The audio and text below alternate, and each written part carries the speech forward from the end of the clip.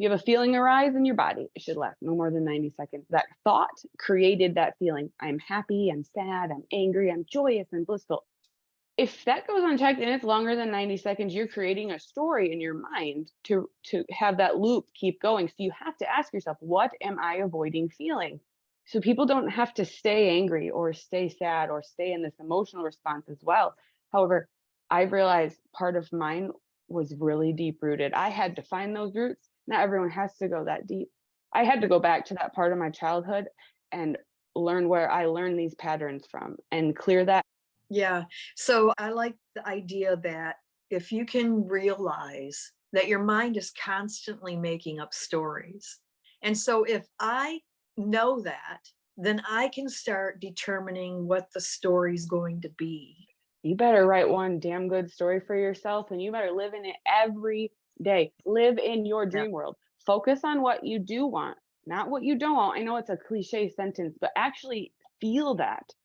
Today, I am winning as I focus my attention on the things that are going to bring abundance into my life. Abundance is not just money. No, Abundance is but joy and love and joy. Yeah, and put words there. and And enthusiasm and bring that in and feel it and breathe into those words. It's full embodiment affirmation. It's not just a word with energy. Now that's where magic happens.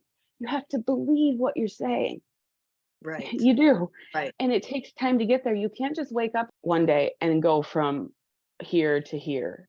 It takes bit by bit, and you're going to mess up in between, and you're going to get mad at yourself, and you're gonna be like, why did I do that? And in those times is where you just forgive yourself. It's compassionate self-forgiveness. Until we have that moment of clarity, like, oh my gosh, I can't even Yeah. believe I was thinking that.